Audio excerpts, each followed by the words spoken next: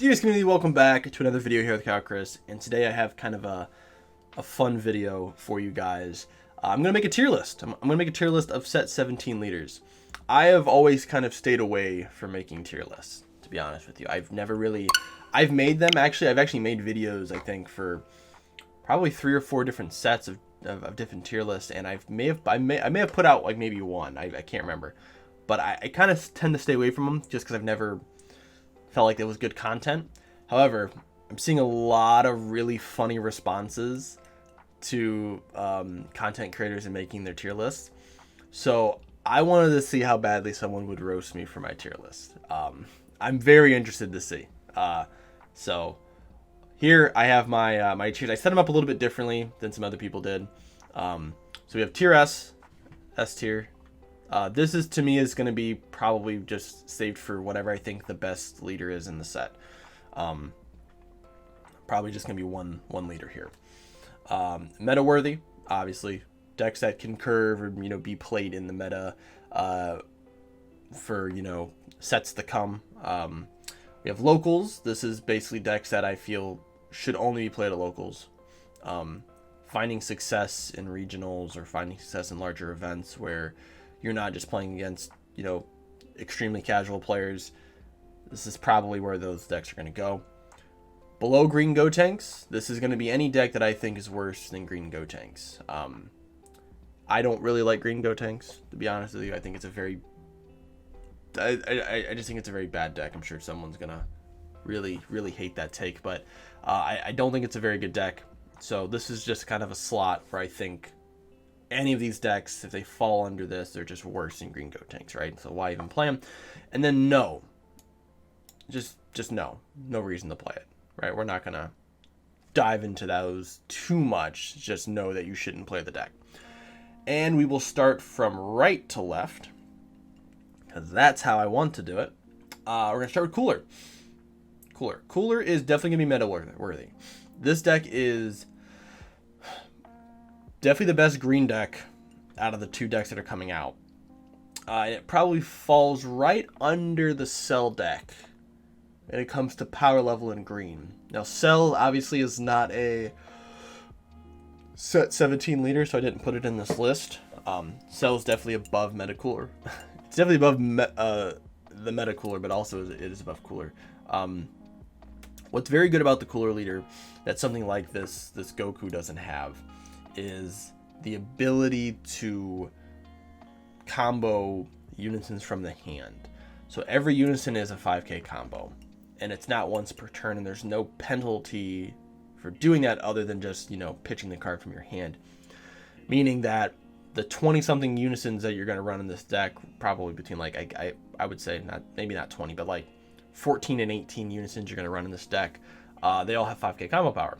That's very good. 2, anytime they're removed, you draw on both sides, both on your turn and your opponent's turn. And that's very good because it just allows you to still gain value even when something on your board is removed. You don't play a ton of battle cards. There's hand destruction builds of this, which I feel are probably this isn't a hand destruction deck, right?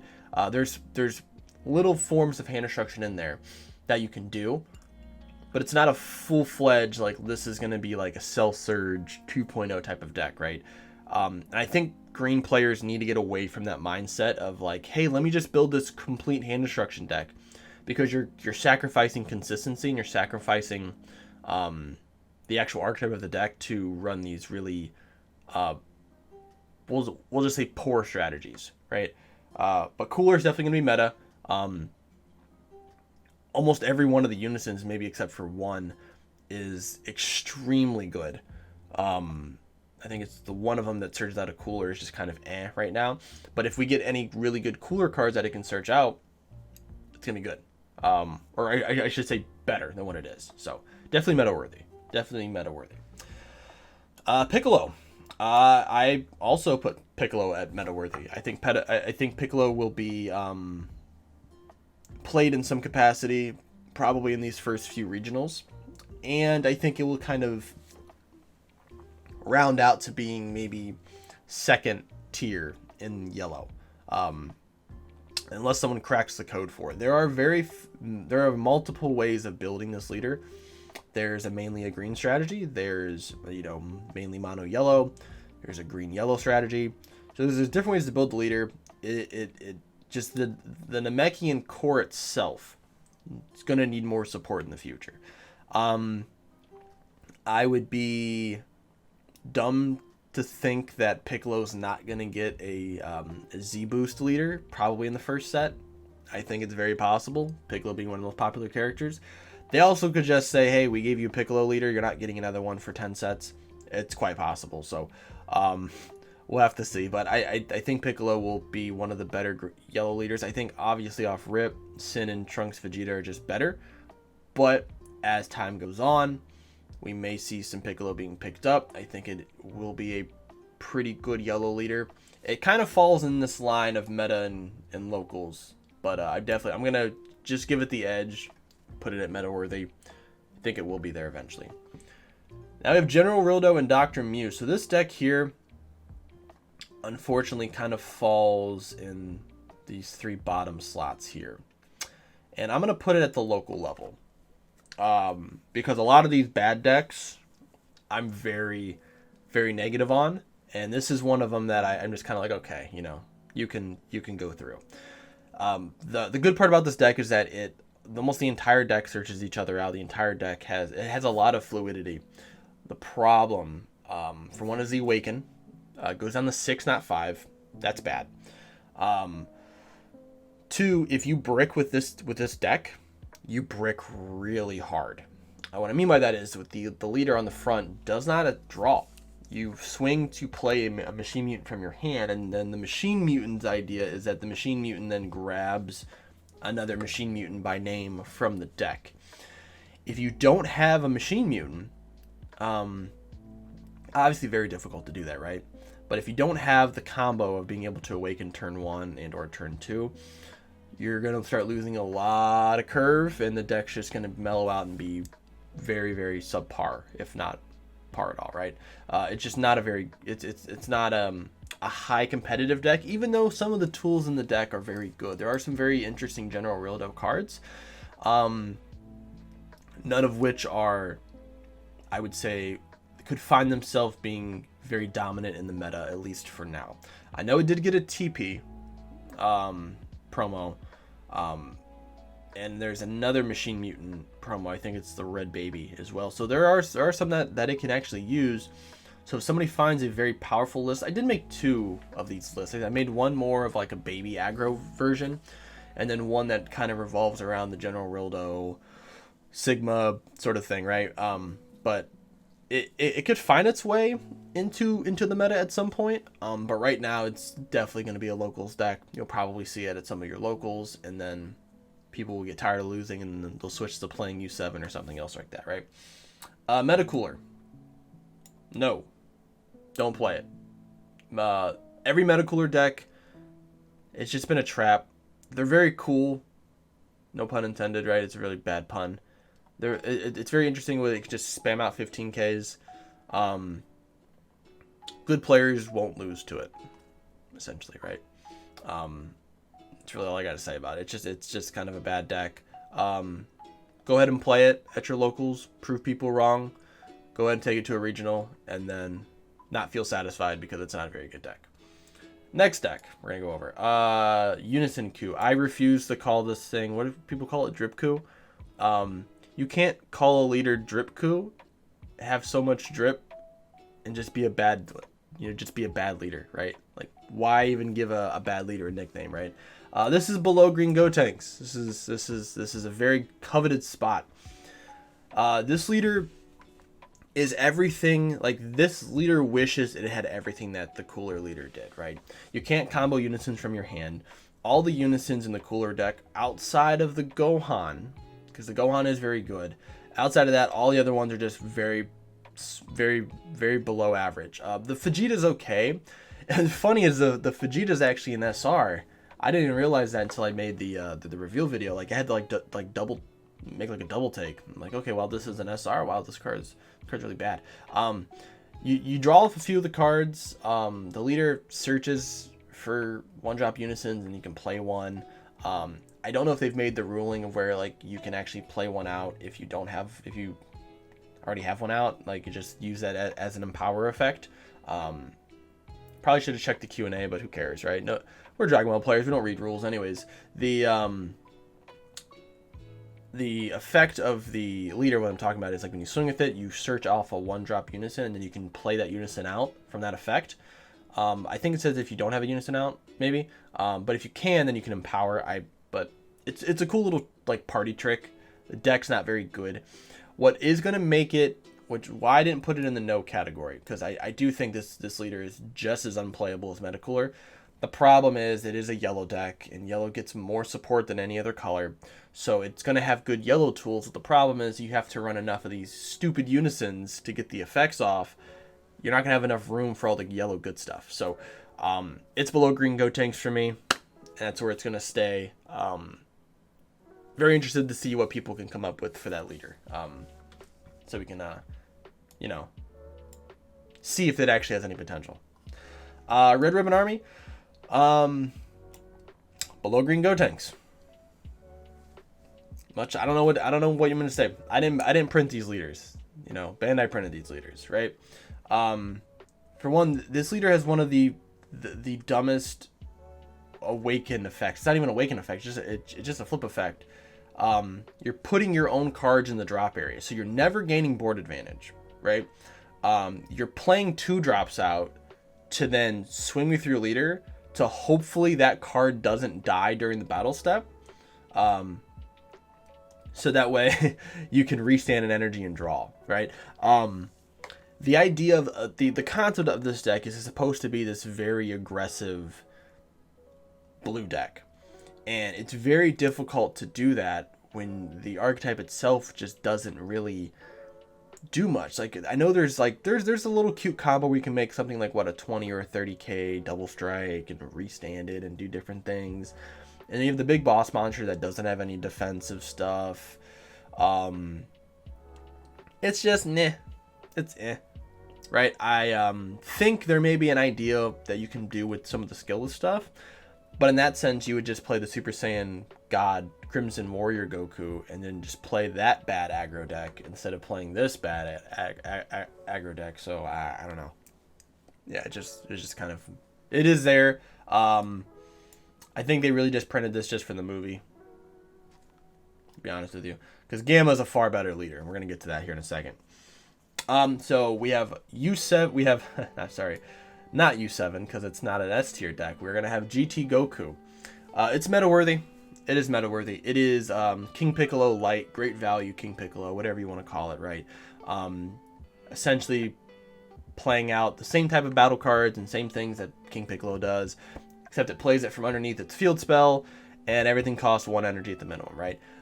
Jokes aside, this is a very good deck. This is going to be consistent as one of the best red decks in the format going forward.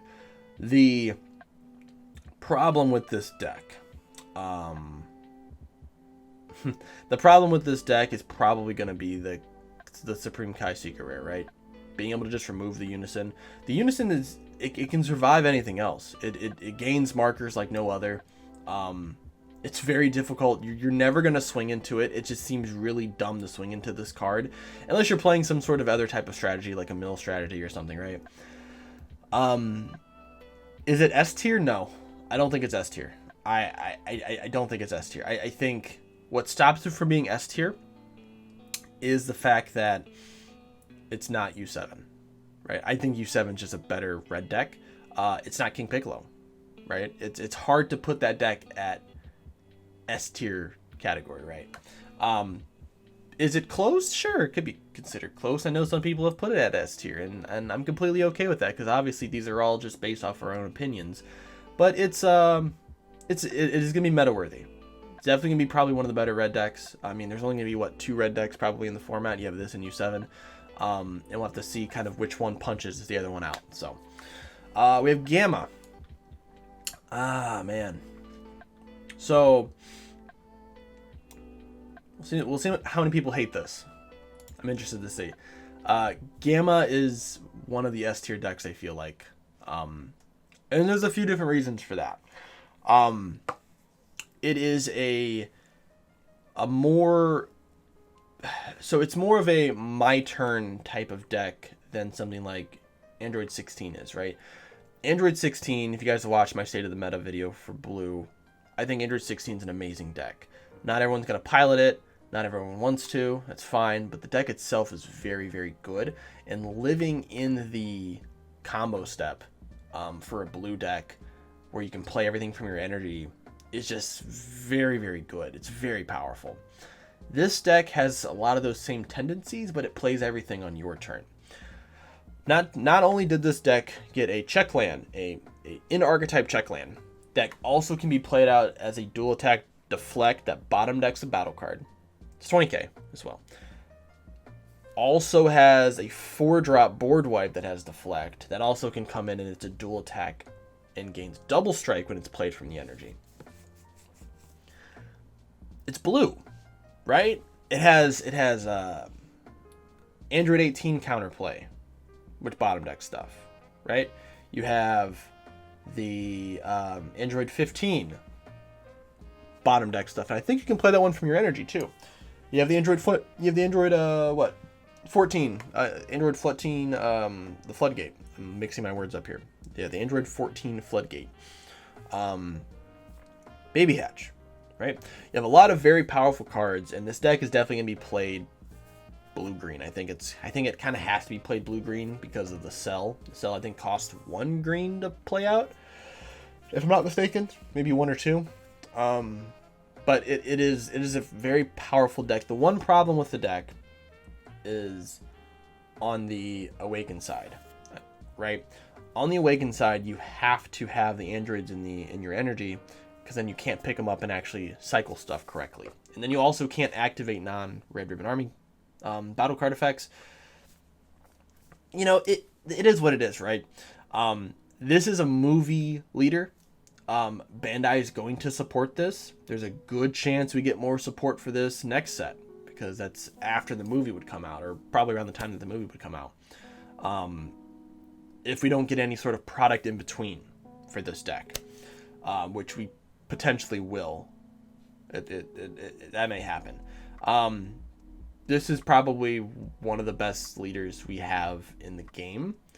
And now it's gonna be a situation very similar to Android 16, right? Where not everyone's gonna want to play it, and that may take this out of the S tier for some people, because S tier decks would be something like U7, right? Where it's very easy to build, it's very easy to play. There's a very, very good entry level to it and a very high skill cap. It does a lot of stuff. It's gonna be highly represented at a lot of events. I think Gamma could be. I just think people need to put the time into learning the deck. It's very, very good. Definitely gonna be something that people are gonna need to watch out for, because Gamma's gonna be at probably a lot of these Origin events and the event in Philly, the Texas event. Like, people, anything that's after the set coming out, people are gonna be playing Gamma. We're gonna see a lot of Gamma. And then Toa. I'm also putting Toa at a S tier. Fight me, right? I don't care. I think this deck is phenomenal. The Mirror Unison is probably one of the best unisons. I would consider it the best black unison. Granted, black has very few, very, very, very good unisons outside of Bardock, right? I think it's the only other one that we have. But Mira is an incredibly powerful unison, having 2+1s. The 1+1 just works just directly with the Toa archetype, being able to play out the skillless tokens, and then you can just pop them and gain effects from them. And then the second effect, being able to just draw a card and pop any battle card and warp it. Incredibly, incredibly good. There's a few different ways of building this leader. The early game, which is where people struggle with this deck, is they say, oh my god, the leader doesn't draw. You have to get the 3 life, or you have to get to turn 3, and that's going to be very impossible. Well, they just killed all the aggro decks outside of U7, right? We're going to get to turn 3, and it's a restand 2 leader, right? And then on the Awaken side, this leader probably has some of the most overloaded text. Being able to draw a card and play a 5k combo, being able to pitch a card from your hand to play out combo power, and then being able to give your unison 10k and what, double strike or triple strike for 1 energy. It's incredible what this leader can actually do. The pitch effect, I mean, you can pitch You can play Draw Apes. You can play Koitsukai and pitch Koitsukai. You can pitch. There's some other cool black cards that have Spirit Boost effect from the drop area that you can pitch that are going to work wonders in this deck. There's a lot of different things that this deck can actually do. And instead of like researching that and seeing if it's actually going to be good, people just instantly just called it a bad deck because they saw that it doesn't draw on the front side. Mind you, that King Piccolo doesn't draw at all. And we remember what people talked about King Piccolo, and everyone saying that it was a bad deck, and then it ended up, just smacking everybody in the face. So this is my tier list. Obviously, you should take this tier list as being the gospel, right? This is going to be the best tier list that you're going to see on YouTube, right? Maybe. Who knows? But like and subscribe. Let me know what you guys think of the list. I would really like to see some people tag me in what they say about it. I just like having the conversation about this stuff. And of course, this stuff is all opinionated. It's all up for debate. So you may have a completely different tier list. I mean, that is completely fine. But like I said, these are just good for conversation purposes. So make sure you guys, hopefully you guys enjoyed the video. I hope you guys did. Like and subscribe, hit the bell for notifications, and I'll see you guys in the next video.